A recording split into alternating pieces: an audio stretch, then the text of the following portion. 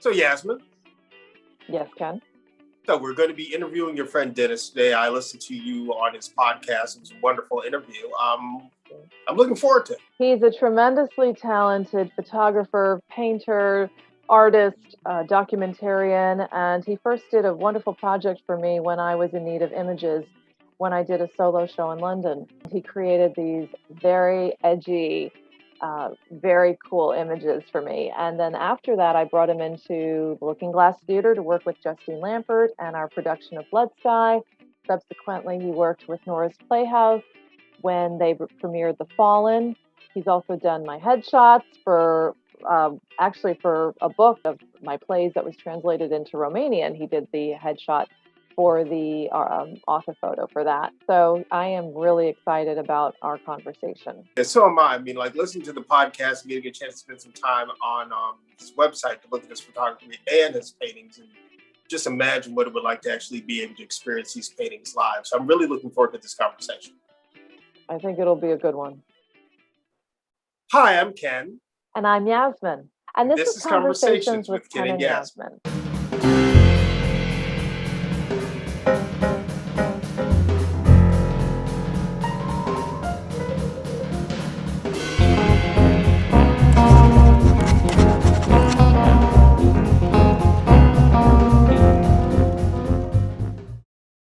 I am so excited to have a conversation with my dear friend and talented artist, Dennis Dalelio. Dennis, thank you so much for joining us today. Oh, it's my pleasure. Thank you guys for having me. Thank you, Dennis. Do you mind discussing the origins of your artistic life? How did you know when you were an artist?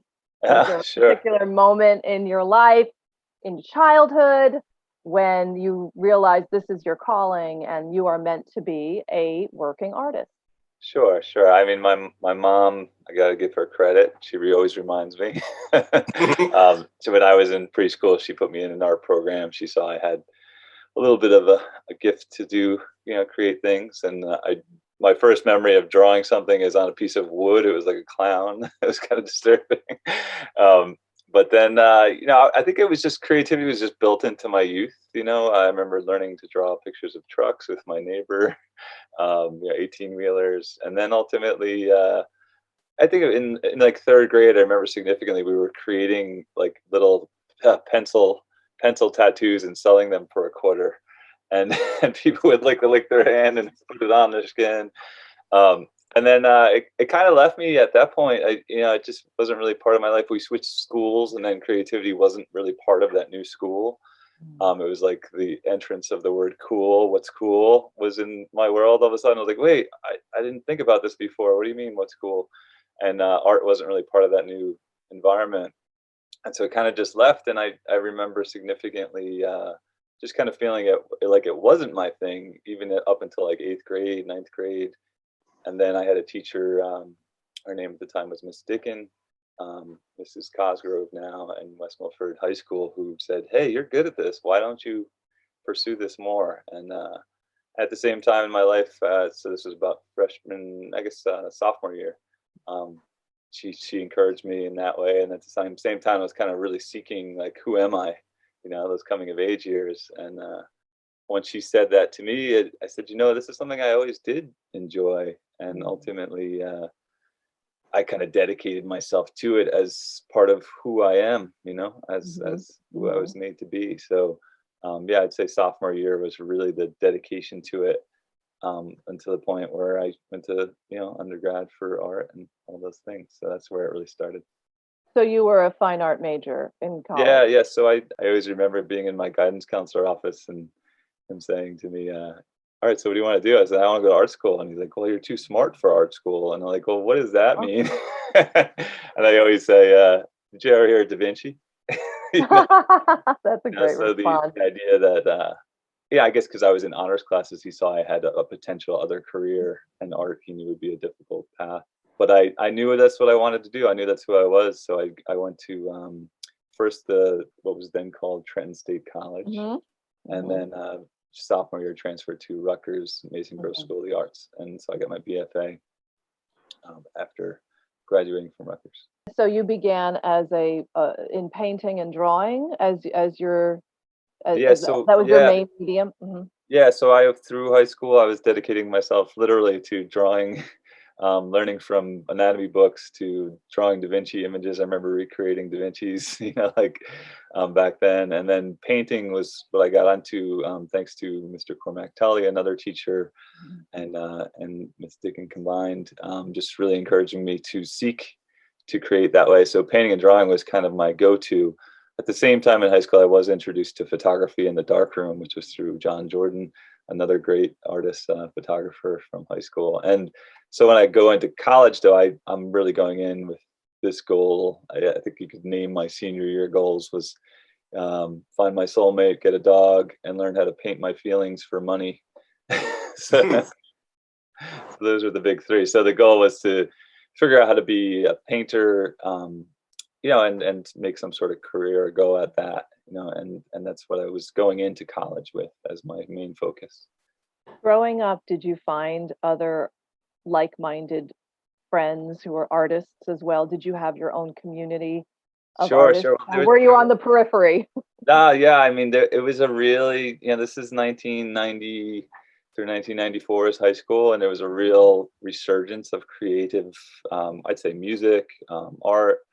We lived in the woods, North Jersey, and everybody kind of found their thing. There were so many creative people that I was friends with. My friend Jay Agnish started a fanzine, and I remember he and I ultimately, would just contribute art and music and things to that writing. We were both into writing at the time too. People always liked my lyrics, for music. So I was in a band in high school too, Oh, wow. which was called the Love Pond, and then eventually now Dylan Clark's still doing that band. It's called the Milwaukees, and they definitely had some great success doing that.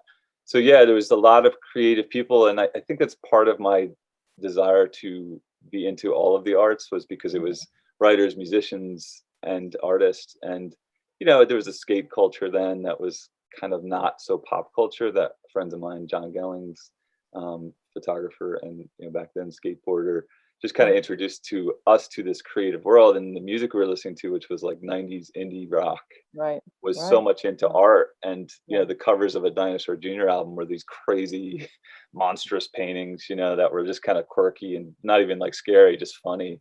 And that kind of culture was what I was steeped in, and really, and it was like this DIY world of music too that made me realize, like, oh, these musicians are making the art for the albums, and we kind of were all just into that, and that was part of who we were. So definitely creative.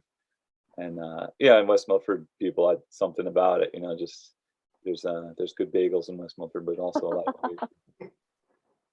How has your art evolved throughout the years? Do you have paintings and drawings of your earliest works? And Sure. how do you see? I could ask you, how have you evolved as an artist Sure. from the beginnings to now? But how has your art evolved? Sure. I mean, so in high school, I definitely was a Salvador Dali kind of surrealist, lover, and Mhm. and so my paintings were were these kind of angsty old men that were bald, laying next to the side of the road, like desperately looking for hope. So there was that kind of theme, I'd say, is still in my work, but there's the old man who's just kind of like, looking out into the distance, looking for hope, has disappeared from my work. So I'd say, even if I think about music in relation to what those first paintings I was making, I didn't like the band Iron Maiden, but I liked the posters that Iron Maiden had made, which was this grotesque, kind of scary looking, devilish guy that ultimately had, I don't think he was bald even, and I read this Flying Aces poster, I think it was, and it was this like scary guy with all these gunshots coming in, and like, it was kind of an awesome visual, and I definitely, that was in my work in those early days. And then in college, I think it hit me hard when a professor said, this painting looks like a bad high school mural. And I think that was a good challenge. It was like, okay, I don't really know what I'm doing anymore with painting. I think it kind of shocked me to be forced to paint, because I did it for such a love, and then all of a sudden I'm in school and I have to do it, and I didn't have the time dedicated that I wanted to it. I was trying to work jobs to pay rent and things like that too eventually, and I think it shocked me a little bit.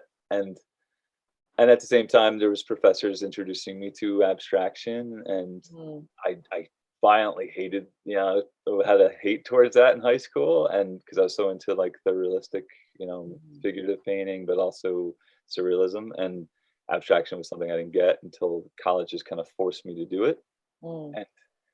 And some level, that's what I learned to really embrace in my work. Not that I do fully abstract paintings, but it kind of evolved at that point where photography also was an influence there, where I was looking at that as in composition. And I think about photography and how it influenced even people like Picasso, like that Paul Strand's straight photography, like let's stop making impressionist looking paintings.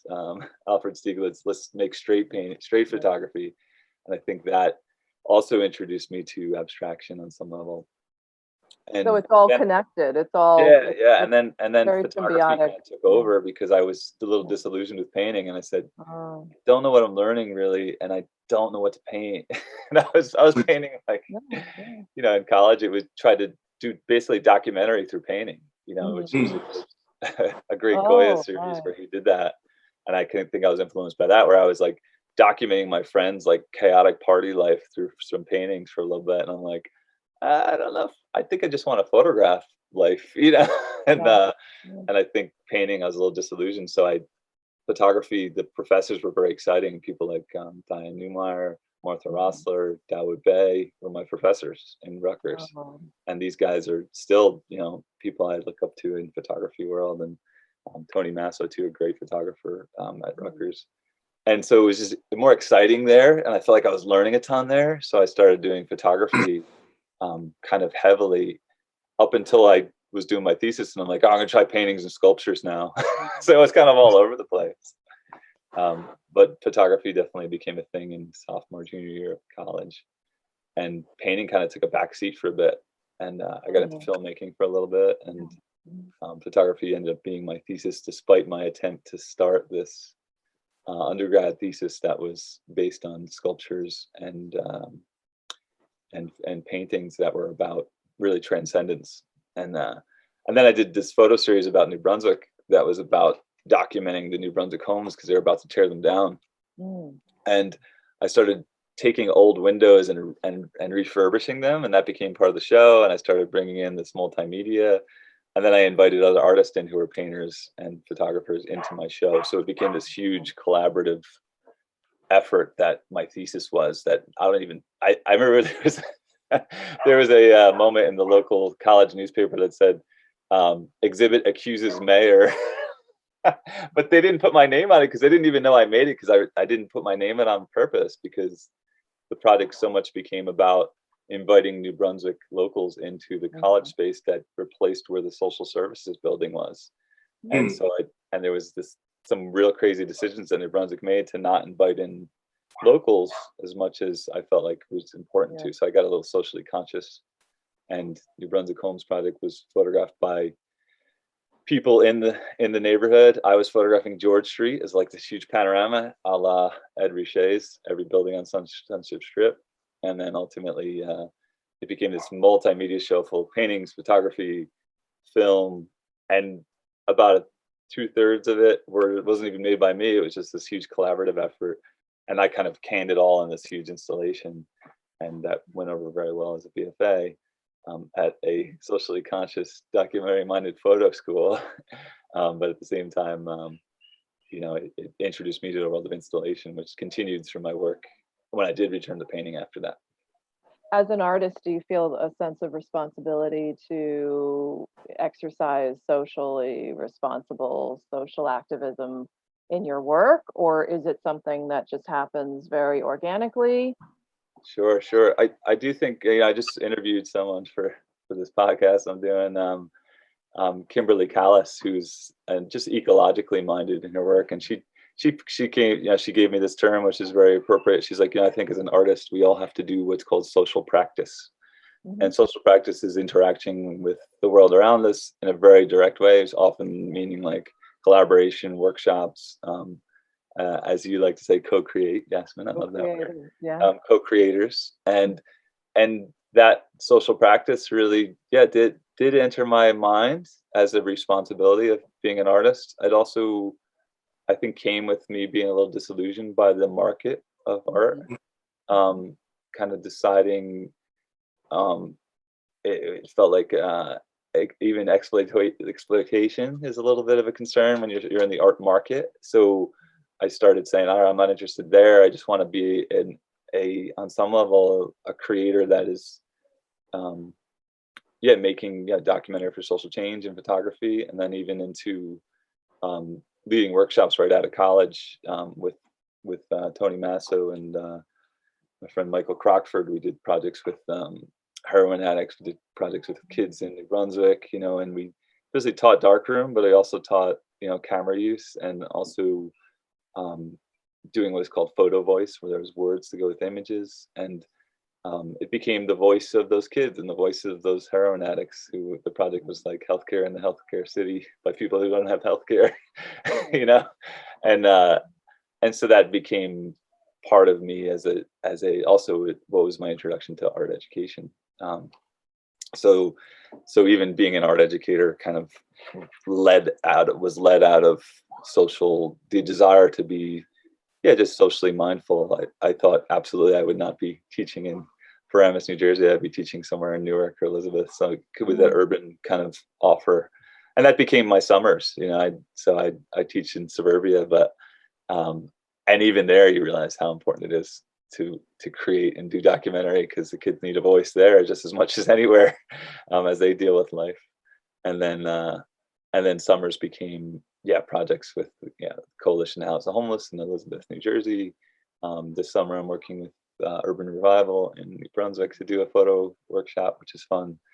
And then it just kind of existed in my work, even to the point where I'm making a painting and I'm thinking about, okay, what does this mean in relation to others, or in relation to what we need to be responsible for in terms of humanity. So, everything from old school stories to new school stories, thinking about history and responsibility of human beings, and just being mindful of that. So the work is self-expression, but for sure also meant to be something that sparks a conversation that leads to a conversation about social issues. When you were in college and they were basically dealing with painting, I guess the best way to put it is, in their approach to teaching you different techniques, was it more about deconstructing the work that you had created to force you to do certain techniques, rather than looking at what you had and trying to foster new ways that you can make an approach to the work that you were doing? Sure. I both, when I was at Trenton State College, painting was just kind of, like extension of high school. There was I had some great figurative classes where I was learning, how to do technique of drawing the figure better, which was great. But even there, I kind of started to go towards other things like sculpture and photography, just as like, let me try this, And then I switched over to Mason Gross School of the Arts, only because I wanted a bigger art program, and I also wanted to be in an urban landscape. And so New Brunswick was definitely a better fit. And then when I switched over to there, painting, mixed bag of professors. Joan Semmel, a great figurative painter, was one of my professors. Jeff Hendricks, who was like a Fluxus, who I don't know, he was just so much about philosophy and concept.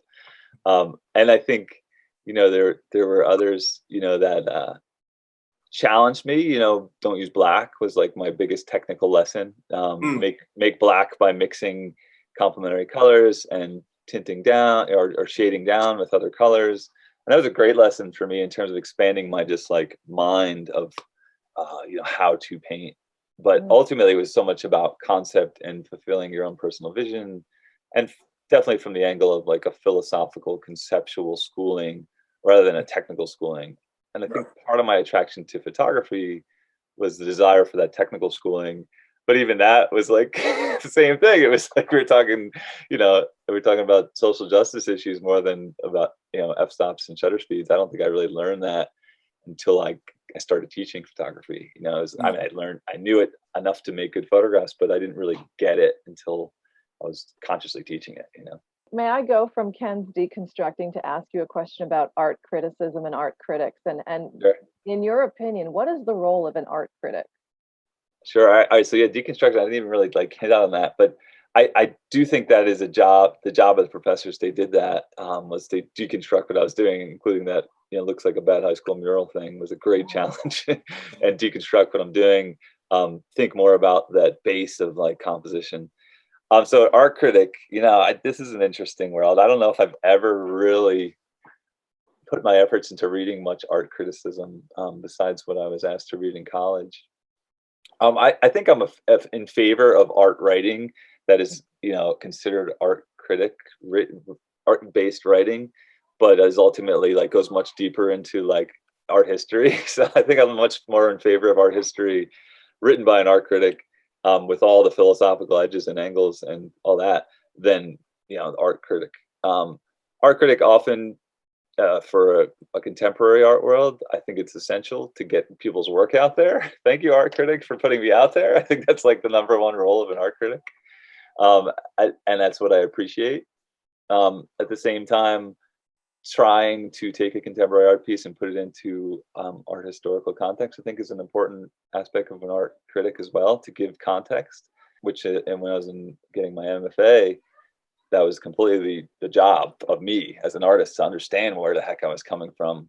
I do like an art critic who can put that work into the context of art history. In the end all, I'm not a great fan of the gatekeepers of the art world always. It's not something I love. I don't think I fully understand it. I think I'm probably too critical of it, in terms of forgetting that it is really a human experience and these people are human beings. I don't want to just rip them up and say, you're a gatekeeper. Where's the key master? It's like, I don't love that. I just know that when I was sitting in a gallery in college looking at a giant Richard Billingham photograph, who was not that much older than me, and had made those photographs as source images for paintings he was making when he was in art school. And the professor saw it and said, no, your photography is so good. It's so innovative. Let's get it out the door. And he was out the door, very famous for Raise a Laugh, which was this crazy documentary style story about his family, which was, some dysfunction majorly, but beautiful and raw and real. And I was so attracted to that. But I remember being in the gallery, and it wasn't a critic, but it was the gallery, salesperson. And I think that sales aspect of art was troubling to me from this moment on, which was, oh, this is really hot right now. You should buy this, was the statement about this Richard Billingham to this possible buyer. And I was just kind of like off the side, like drawing. And I was like, oh, I don't know. Richard Billingham like just shared his life, and all of a sudden it's just like a hot collection item. Mm-hmm. And I think I was a little frustrated by that reality. That was the art world on some level, and it's not the entire art world. There's much more altruism out there in the art world than just that kind of commodification. But it kind of intimidated and made me feel like, oh, I want to make paintings for my sanity, but also for other people's sanity, and I don't really need it to be a product of sale in the commercial art world. Well, not the commercial art world, the fine art world that has been commercialized. But I think there's also a discussion that needs to be had about, and there is right now, about art gallery owners now and directors, and diversifying that world by looking at who's curating.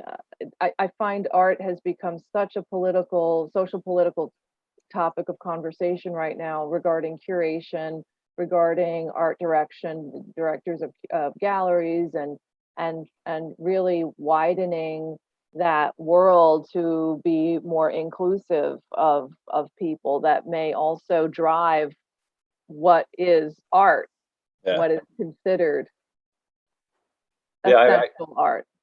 Absolutely. Yeah, and I appreciate, I always think of like most things in life like wax and wane, right? So we have this very intense, support and push for, Black artists, LGBTQ artists, and I think it's important because, and even, women artists, still there's that push for like, decades now, right? So absolutely, I always say history in general is out of context.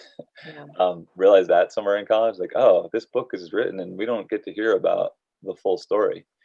And I think that for the story to be more full, absolutely, that's a wonderful thing. Supportive artists, and I fear the politicization. I don't even know that word. Politicizing art, in terms of, it's the same problem I have with like my fears of media, where editorialism wins over first person accounts. So it happens in the art world too. So you have these writers or these even curators, or just trying to put a message out there and using these first person accounts, which are the art pieces, for that narrative. And I'm like, okay, that's a little, I almost prefer an art show curated by the artists themselves, because it's them, it's their story, it's their narrative. And I think sometimes when people are like, oh, I'm going to pull this painting and this one and this one, because then I got all the check boxes in for the political message of the times, and it's all out of context, and it's a little concerning. Do I have the answer to that? Am I really hypercritical of all those people out there who are trying to, everything's imperfect, right? So people are trying to do the right thing, or trying to expand the conversation or expand the story. But in the end, it's I always I guess I'm a little bit skeptical. I almost feel like music critics do it better sometimes, because they always give you context and like, this relates to this connects with this, oh, this reminds me of this, and their emotional response is almost secondary to almost like a context response, which is kind of great. So maybe there does need to be a challenge to that, for sure, on all of us, of art criticism, theater criticism, even television shows. It's like, could it be an issue with a lack of critical analytical thinking and writing skills on the responsibility of the critic? I mean, is that what you're saying? I think it's more of one of those things that now that we don't have any physical really places, like, as far as, you have a newspaper, you'd have a newsroom, you'd have colleagues. Everybody's doing this from their own isolated places. Sure, yeah. So it's basically dealing with, the clickbait, what can give them the title that makes somebody's going to click so they can get advertising revenue. There's still a standard, but the standard shifted. A blogger could destroy a piece of work. Sure, maybe on some level, like, so there's the people who have been doing this for decades, authorities in the world of media, in the world of creativity. And on some level, they may be depending a little bit too much on their credentials or their authority, rather than remembering like their first love, which might have been the context and like and even like promoting things. And then on the other hand, you have kind of the newbies to this world, even all of us, the three of us, right, being in this creation of content, and we feel like we have something to say, and I believe we do. And I think on some level, it's an endeavor that is hopeful that I'm actually saying something that's useful and important to others. I do often put a disclaimer on, though, like, hey, I'm not the bee's knees in terms of, sure, I got my BFA, my MFA, I am in communities of artists and writers and musicians. So when I put something out in terms of that's critical, even potentially this conversation, I put a little disclaimer on it, like I don't fully know that world, I don't fully know, right. But at the same time, this is what irks me about it, And it's exploration. We're exploring. We're, yeah, maybe even in like the times of like constant, content, like too fast. Like we know this is real, right? So when there's like boots on the ground reality happening, and the news story is wrong, right? It's like because they turned it over too fast, right? Those checks and balances of the media world not as present until and then it becomes. You got like the trolling check and balance, which isn't even a very good version of it either. It's almost like the education needs to be built into almost every piece of writing. I think and criticism especially needs to be educated, and even to put disclaimers on, like, maybe I just don't get this in the middle of like a really well written article, I think is a valid thing to do, because of how fast things turn over, and and often, say a blogger is like sneaking this in on their stolen hour time, whatever, and it's like, not really, they don't have the I guess the privilege of like dedicating the hours to writing that article, Right. Whereas the person who's getting the big bucks to do it, I think has no right to just do a crappy version. They have to do the good version. I have to say, I was just looking at my bookshelf, and I wrote a review, not a criticism, and a review of a show I had seen for something. And I went to one of your colleagues, and he lent me this book, A Short Guide to Writing About Art by Sylvan Barnett. Oh, Do yeah. you know that? Yeah.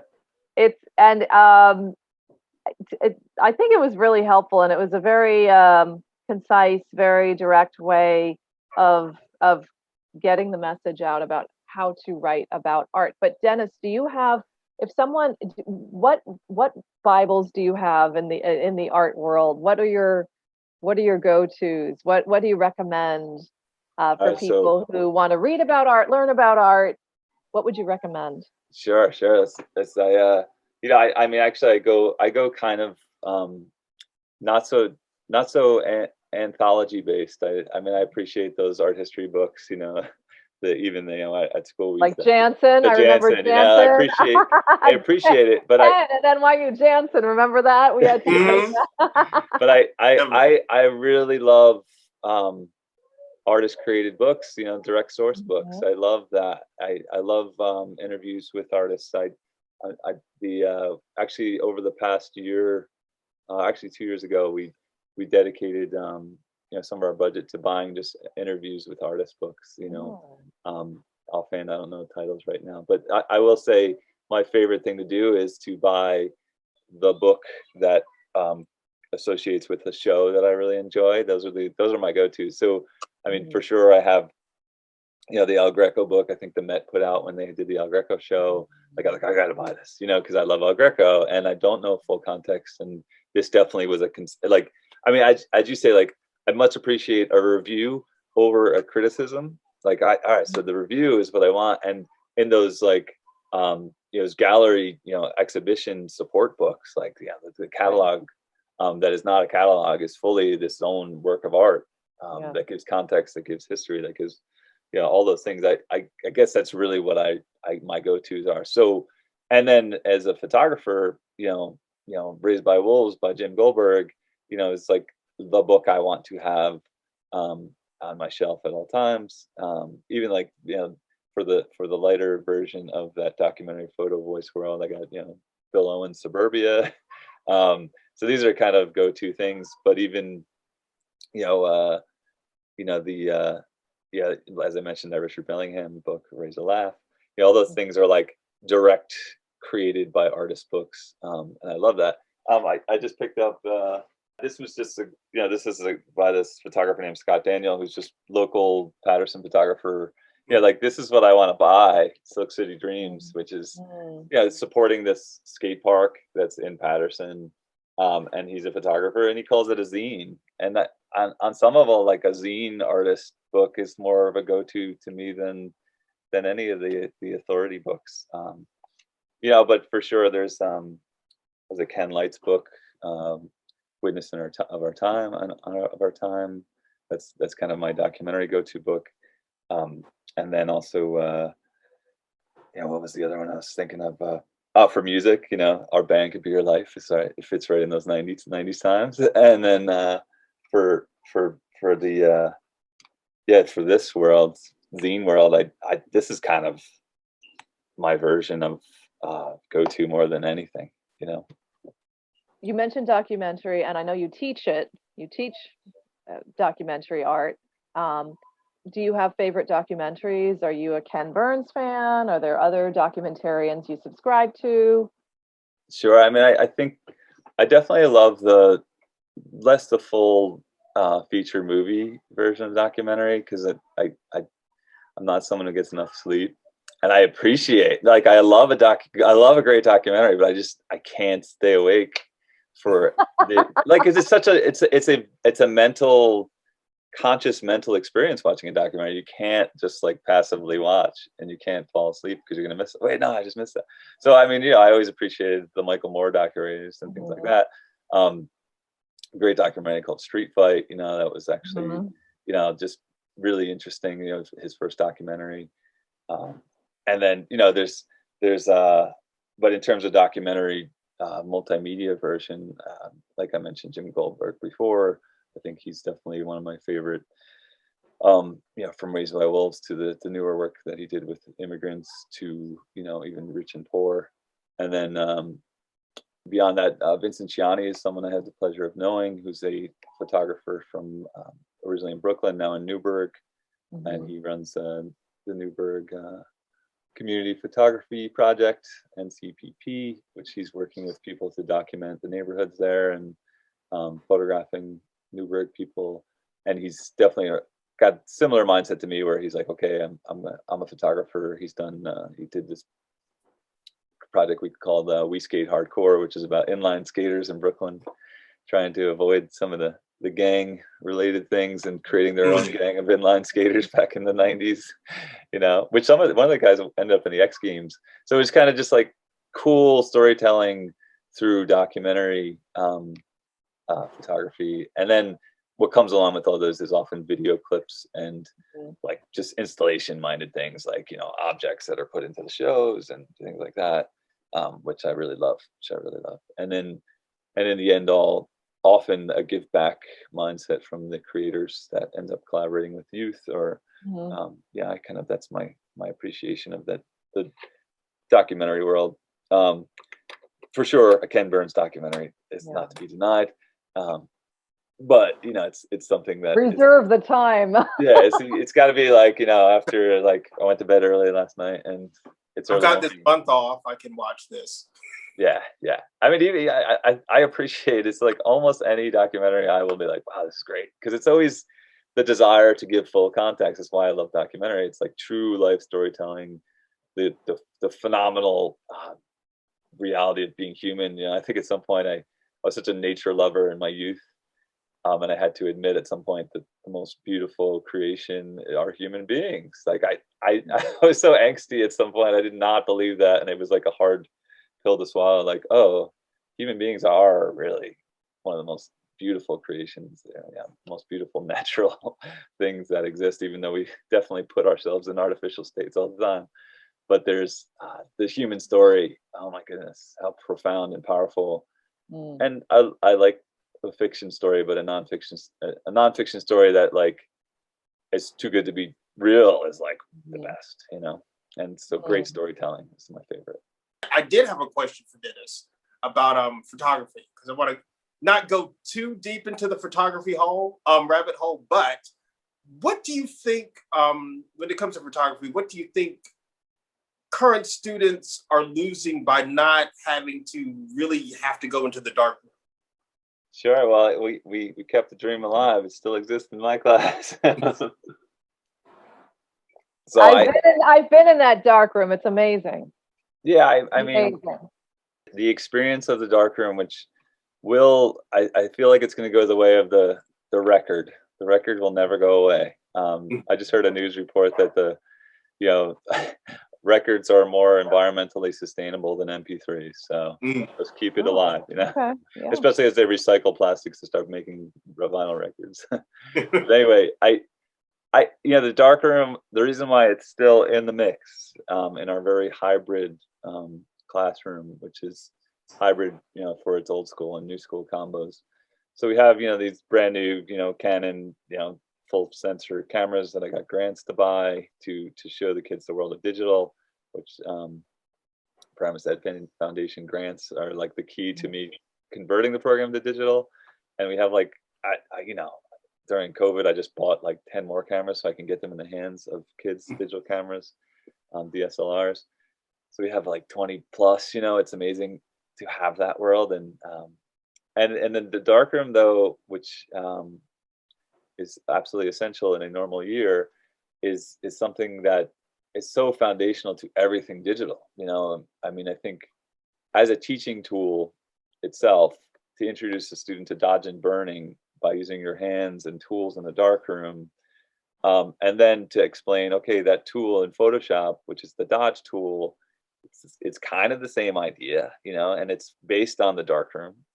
Even Adobe Lightroom, literally a reference to the darkroom, and it's got this backlit screen now, where you don't have to worry about exposing your paper. But the reality is, it's such a foundation to what photography is, even to the degree where, like, up until not too long ago, Vince Gianni, the photographer, the documentary photographer, he also did like archiving, and he's like, yeah, well, pricing on digital prints is still not something we understand yet. So we know how to price darkroom prints, and this is part of why artists stick with film for so long. Surely there's a love for it and a feel that's in those non-square, little silver gelatin. The silver is not square like a pixel. So there's something very natural that film captures because of the nature of its substance. Mm-hmm. That the image is not as flat, and surely digital is often trying to mimic the look of film. And people shoot film and scan it in, and it does become pixelized, but there's still something that looks different about the film. So film itself being the art form that it will never die as an art form. It's the painting of photography. It's not going to go away. Photography was supposed to kill painting, but it didn't happen, right? So because there's something about the craft of painting, the signature of the artist in the work, and that definitely happens in the darkroom. Although, digitally it happens now too. I mean, all these artists working literally with pen and stylus on screen. It's like, so the drawing and painting world is kind of entered digital just as much as photography nowadays.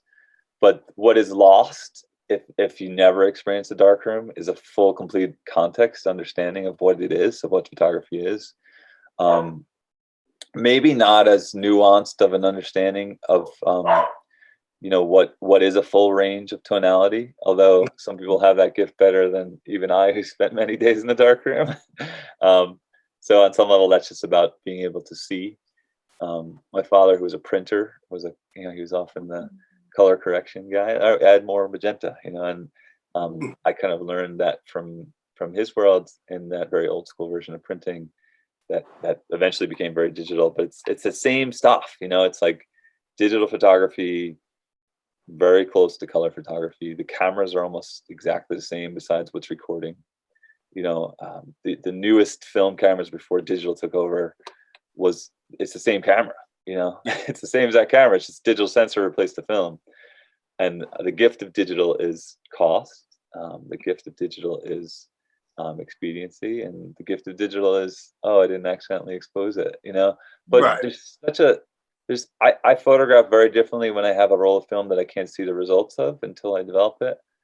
Very much more careful, less fast, more thoughtful. So film teaches students that, how to be thoughtful, how to think more.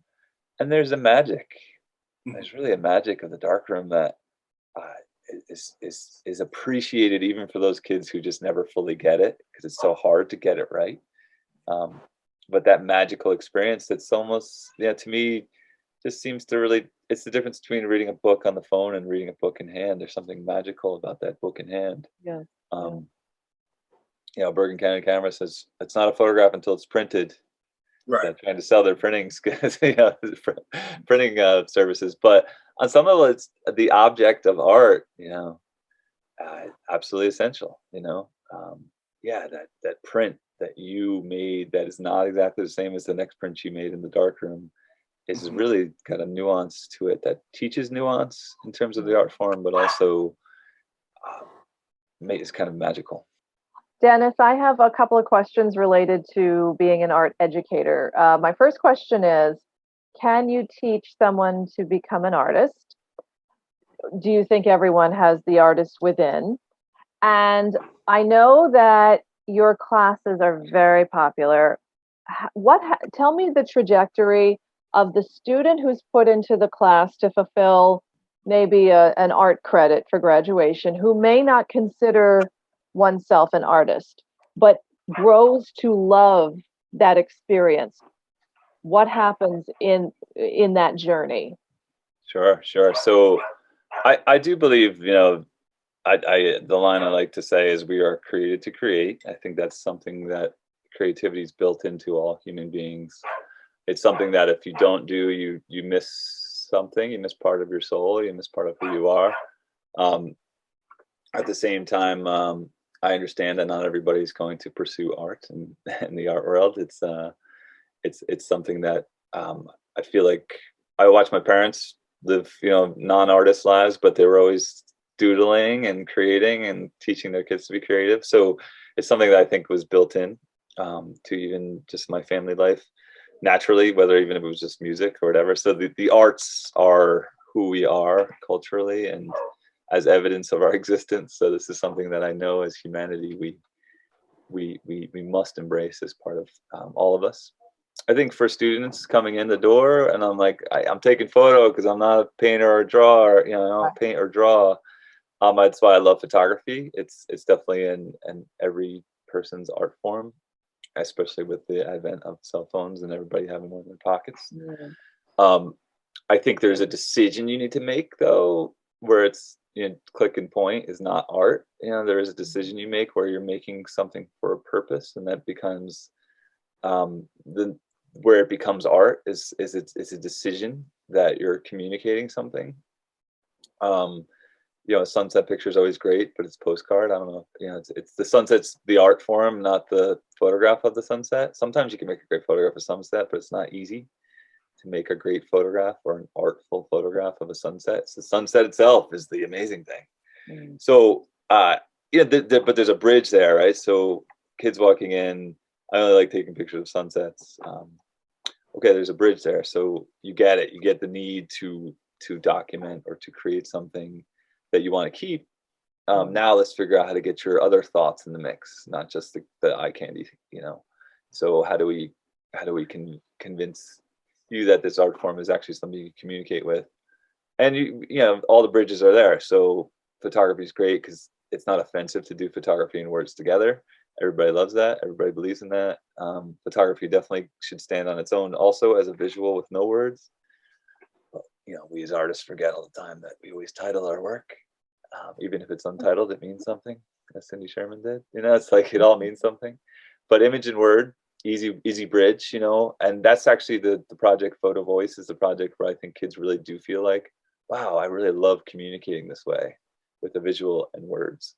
And things like Snapchat, like all these things are so real. Image and words, video, all this is so real. The switch though is when a kid says, I never liked art, but now I have a real appreciation of photography of old, art history. So there's that switch that happens. And then also, I really feel like I said something here, with what I made is a second switch where they feel like they have a new form of communication that they never had before. And I think that's the switch. Outside of photography, drawing and painting, I was such a, when I used to teach art 1 and art 2 in my early days, I had difficulty because there's definitely a perception that realistic drawing is the only good art in the room in like elementary school art and high school art. Like there's just that perception, like very illustrative stuff that's super detailed, and realistic drawing or painting is the only best art in the room. Whereas I'm like, no, like you got to see this, you got to see that. I mean, the beauty of art that is not representational is amazing. So to introduce that into a traditional art room was kind of a difficult jump, as even for me in high school. Like I said, I hated it. I didn't want abstraction in my life. But there's something to be said to validating mark making that's good design and not representational. Even in the world of the art world's so expansive now, like doodles can become, repeat that doodle 25 times on a canvas, it can be an amazing art piece, even though it's just like your spiraling doodle, whatever it is. So even when I returned to painting, like I let myself doodle with paint, which was such a gift, because I was so scrutinizing over technique and like what it said, that just doodling on the canvas led to one of my paintings that people love the most. Saint Jerome, this great painting of a lion's face with like sailboats, and me just doodling with paint. And it allowed me to go back to that source art, that pure art, that unharmed art that's built into all of us, which is sometimes the doodle on the stinking notes of your page. You know, I fear that we don't use pens and paper enough, because when are you going to have a chance to doodle? But that doodle is just as legit if you, especially when you decide that it's legit and decide to make it into something. I mean, doodles become people's signatures, you know. It's amazing. So I think, yeah, there's all these bridges, right? And it's just a matter of people deciding to walk across them. What is your feeling on NFTs? Oh, NFTs. I almost heard it come up earlier. Yeah, there's a point in time where we were talking about that. I'll wait for the end. Yeah, I NFTs, I think to most of my friends in the art world, it's confusing. Like, oh no, like, I mean, cryptocurrency in general is like, yeah, it seems like such a gambling, like, get rich quick scheme like thing. It's a, you know, the thing about I love about NFTs is a cryptocurrency which has something actually attached to it. Yay! Right. You know, like, and it's something tangible and something kind of awesome. I think artists for the last 15 years have had this concern of putting their stuff online because people would just take it. You know, screenshotting is a real thing. You know, it's like people just take it, rip it off, and call it their own. Even Can you explain NFT first for people who don't know it? NFT, non-fungible tokens, which is basically the original digital file, created with a built-in data that signifies authenticity, that this is the original digital file.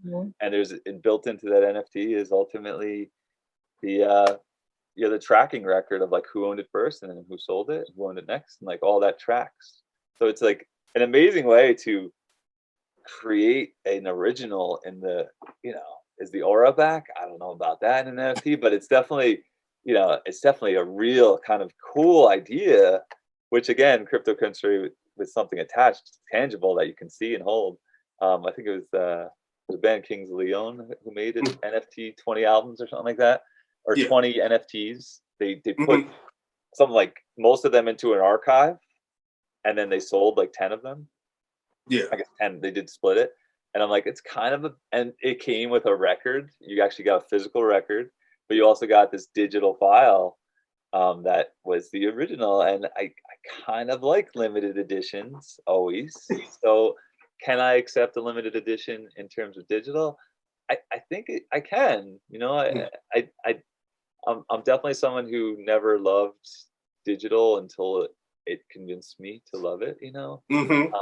And some of that is the ability to record music in my space right here, or to make art. You know, my kids can make art, you know, like right on a screen, and there's something great about that. It will never kill the record. It will never kill the painting. It never will. People are always going to want a painting. Something on my screen, it's cool, it's great, it's worth something, but it will never kill the painting, you know. And on some level, it scares me, NFTs, because I have not tokened my I've actually gone into the website, like and saw like, how do I make an NFT? And then they like wanted to interview me, and I'm like, send in a recording of yourself. I'm like, all right, I'm not ready for this commitment. But can someone else make an NFT of my work before I do? That's scary. That's good. Yeah.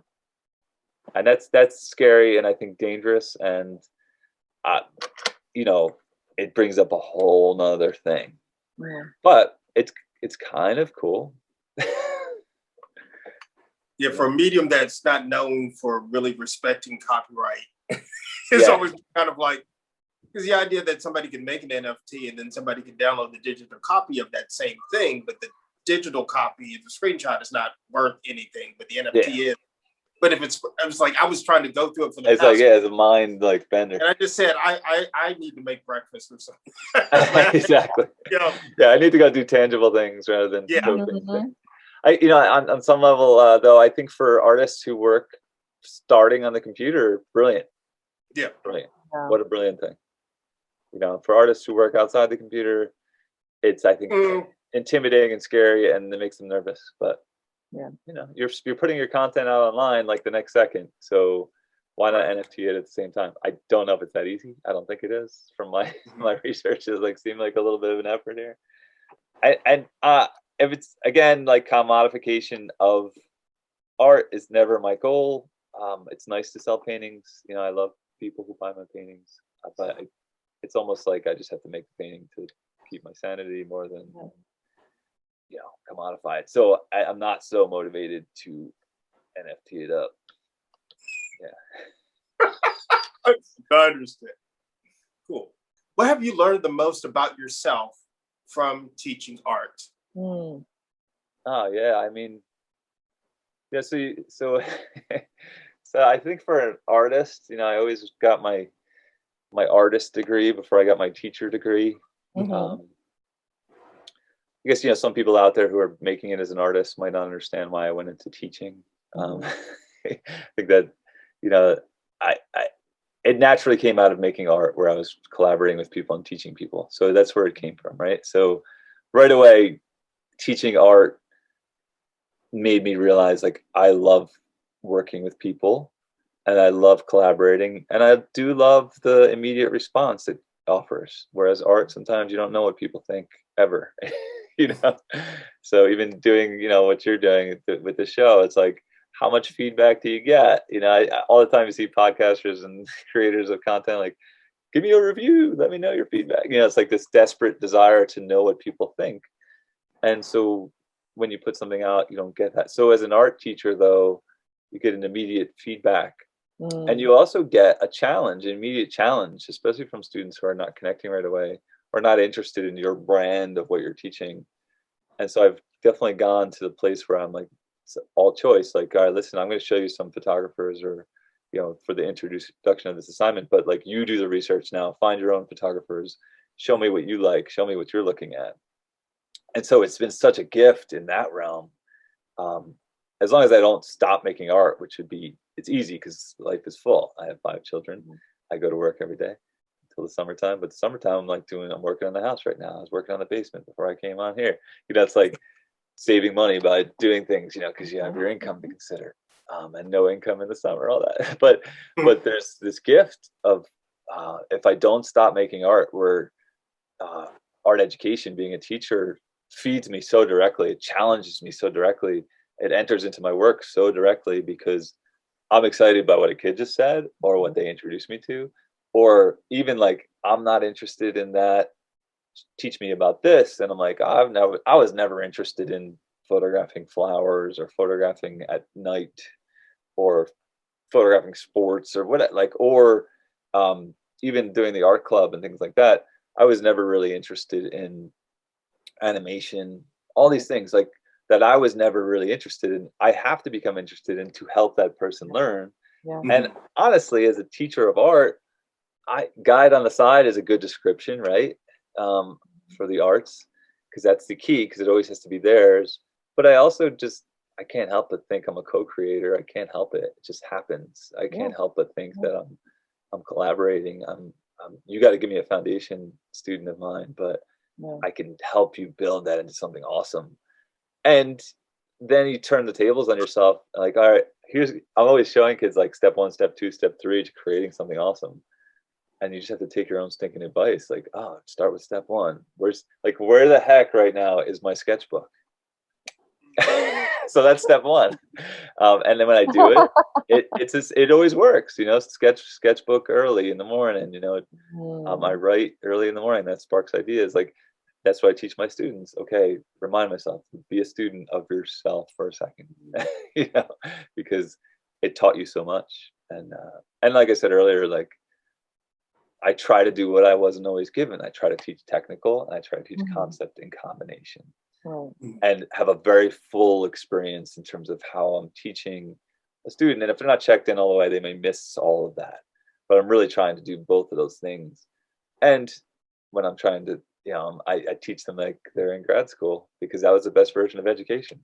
Put your work in context, know what the heck you're doing, but also be raw and passionate and just get it out, you know. And that's where I try to stay. And then last but not least, I wanted to talk to you a little bit about the Stolen Hour podcast. What inspired you to quit and kind of like its genesis. How did it all? Sure. So reality. So it actually comes from work on some level because I was teaching podcasting in my documentary for social change class, which is now called digital storytelling. Because kids don't, documentary sounds like you might fall asleep. So digital storytelling was a little bit, and then we call it doc for sock, and on a transcript that never worked.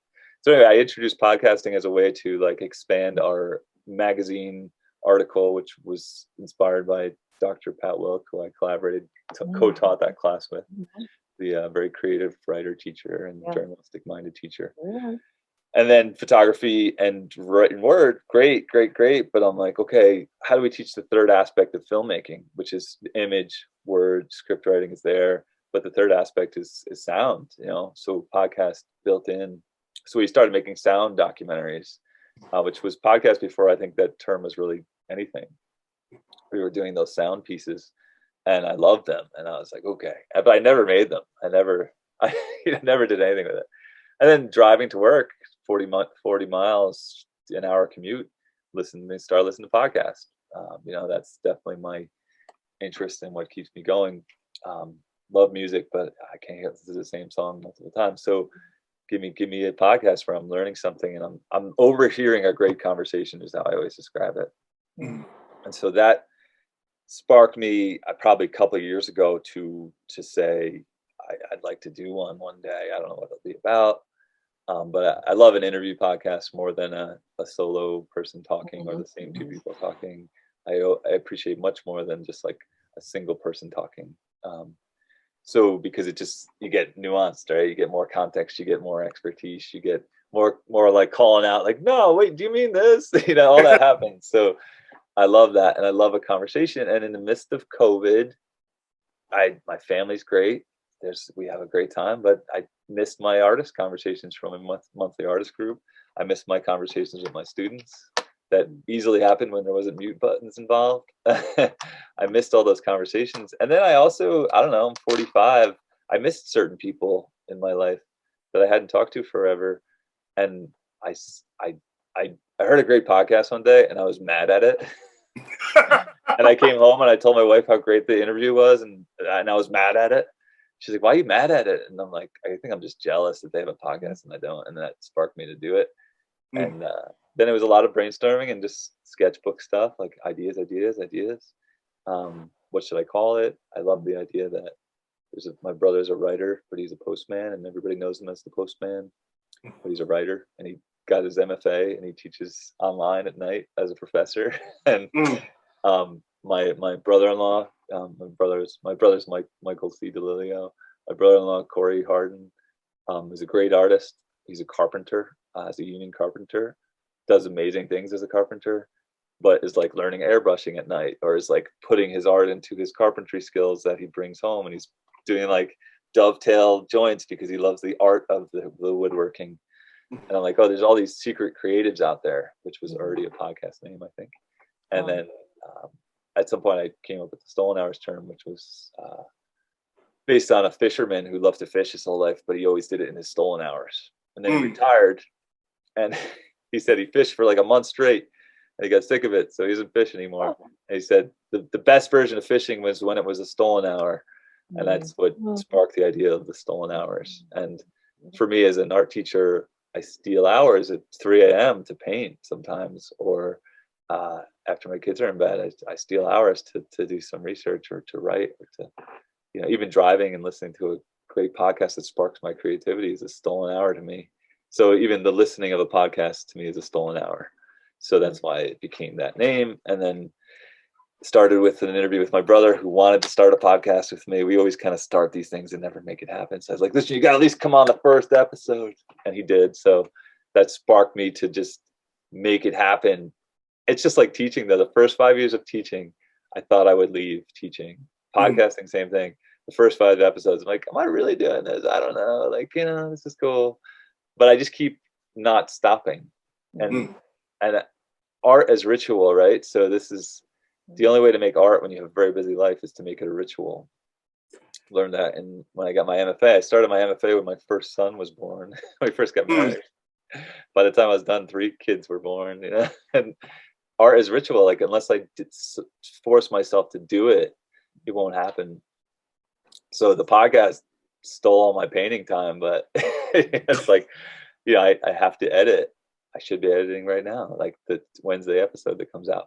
And it's been great though, like calling up old friends, people I just met. They were like a guest speaker if I had their contact info, professors from William Patterson University, old students who are doing it as an artist, old students who are doing some other career but are still doing amazing art. It's like anybody who can't help but create is who's on there. And then some are making it as artists, and they're like, do I really fit your stolen hours things? Like, yeah, because you have a stolen hour project that you're not telling us about because you're working on a commission right now, or you're doing the project that you dedicated to 3 years ago and it's not done yet, but you keep stealing hours for this new thing. So it's the idea. And so artists, musicians, writers, dancers, whoever's in the art world on some level, and some of them nobody's heard their stuff before or seen their stuff before. So it's a way to build community and get those people's stuff out there, at least on my platforms. And I keep thinking of it as the Stolen Hours community. And Yasmine's a part of that community. She was on episode not too long ago. Wonderful. And, Ken, you're on the docket here. We gotta make it happen. Cool. Yeah. So, yeah, that's it. Yeah, I think Ken would be a great guest on your Stolen Hours. Yeah. I mean, it's so much about like, getting people's stuff out there to a bigger audience. And my audience is humble. I on some level it's similar to this project I did where I made a song every day and 365 bad songs because I'm not a musician. I think you told me this. Yeah. And then I illustrated all the songs the next year. Wow. And it just was fodder to create. Like it's just like it's like any platform, any like art media form that I need that sparks me to make something is good enough. Like because I got to sneak it in, So I write. I made songs because I was like, I'm not going to make too many rules about songs because I don't really know what I'm doing. But I did it, and then I made a best of album, and then I illustrated all the songs. Like I can paint and draw all the songs, no problem. So I keep thinking about this year of podcast, one a week, 52 episodes is the goal. As a ritual, as a plan. There's 21 episodes out, 38 recorded. And so I keep going. I'm like 52. And then I keep thinking I'm going to like, I don't know, create stuff based on each episode as a painting or drawing or as photography. I don't know, mini documentaries. Because it's a great new form of documentary. It's like, wow, so cool. So it feels like my new art form, although it's such a different thing than painting or drawing or even photography, and it's kind of awesome. So until next time.